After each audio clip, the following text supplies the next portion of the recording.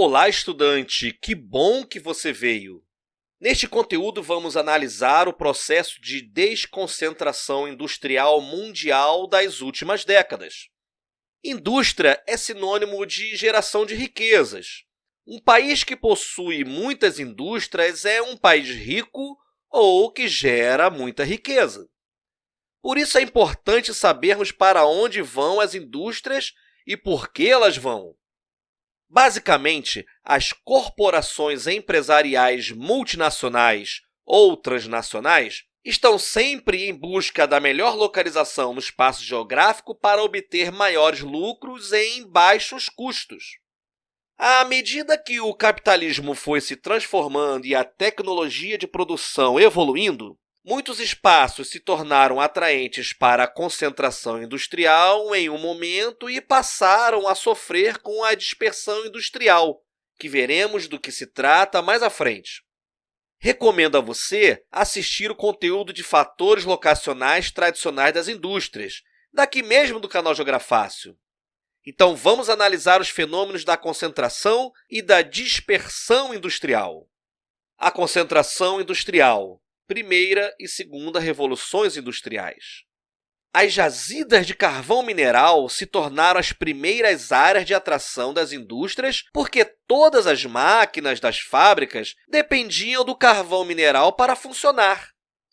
O Vale do Rio Ruhr, na Alemanha, é um exemplo de concentração industrial pelo fator locacional de oferta de fonte energética com abundância de carvão mineral desde o século XVIII. As jazidas carboníferas concentraram os parques industriais durante os séculos XVIII e XIX. A partir dessas áreas eram construídas as estradas de ferro para escoar, movimentar os produtos industrializados até os centros urbanos e os portos. À medida que as pesquisas científicas foram se desenvolvendo, as inovações tecnológicas que surgiam permitiam que as indústrias utilizassem novas fontes energéticas, novos modais de transporte e de comunicações. Foi o pontapé para a segunda revolução industrial, onde as jazidas carboníferas perderam o protagonismo em atrair as fábricas.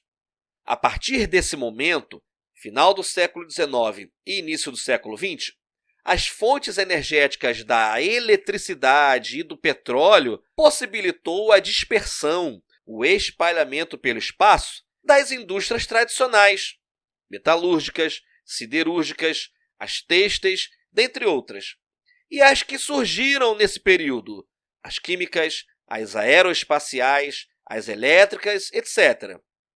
Entretanto, a conjuntura econômica mundial da época, que era de Guerra Fria, manteve as áreas industriais já existentes e impediu a dispersão para novas áreas, mesmo que as condições técnicas já fossem favoráveis para isso. Até meados do século XX, a instalação de novas fábricas continuou a ocorrer nas áreas já industrializadas, Estados Unidos e Canadá, Europa Ocidental, a porção ocidental da Rússia, na Coreia do Sul, no Japão e na Austrália. Estas áreas industriais foram o motor econômico do mundo, gerando riqueza e desenvolvimento social a estas nações, uma vez que as indústrias compram as matérias-primas e fabricam os produtos com preço final 50, 100, 150 vezes mais do que as matérias-primas compradas, gerando lucro aos países mais industrializados. Com o desenvolvimento da eletrônica e da informática, a indústria passou por muitas transformações. Era o início da Revolução Técnico-Científico-Informacional, ou Terceira Revolução Industrial. A partir de 1970, os fatores de atração de indústrias se modificaram graças ao salto tecnológico nas comunicações, com o surgimento da internet e dos transportes, das indústrias aeroespaciais, o que permitiu uma verdadeira globalização das fábricas. Começa, então, a dispersão espacial mundial das indústrias, com destaque para as filiais das empresas multinacionais, que deixaram o seu país de origem e passaram a buscar maiores lucros em países que ofereciam as seguintes condições: mão de obra abundante e barata, sindicatos fracos ou inexistentes, incentivos fiscais do governo, como menos pagamento de impostos, os menores preços de aluguéis e terrenos, uma legislação ambiental fraca, que possibilitava a chegada de fábricas poluidoras, dentre outras. Lembra das áreas industriais tradicionais citadas anteriormente?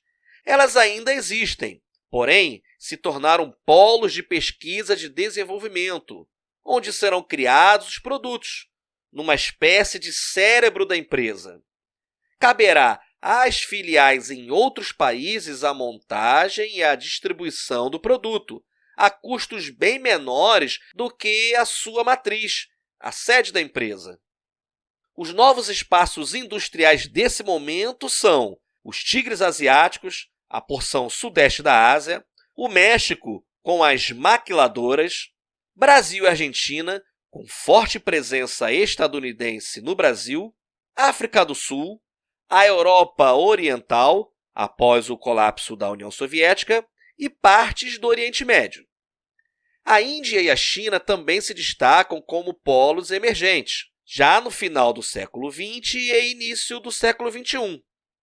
Os chineses oferecem mão de obra abundante e barata, além de incentivos fiscais do governo comunista, o que colocou o grande dragão asiático entre os países com mais fábricas instaladas, embora os lucros sempre são enviados para a matriz, no país de origem. A Índia desponta como principal rival dos chineses, sendo um celeiro de engenheiros e engenheiras que trabalham em grandes corporações, especialmente as de tecnologia da informação. Muitas empresas adotaram o regime flexível da produção e do trabalho. O projeto ocorre no Centro de Pesquisa e Desenvolvimento, na matriz. As peças são produzidas em diferentes países, geralmente asiáticos e sul-americanos, e a montagem em outro país, México, Singapura, China, dentre outros. O que significa aproveitar os baixos custos em cada um destes países, seja em matérias-primas, mão de obra ou isenção de impostos, como dito anteriormente.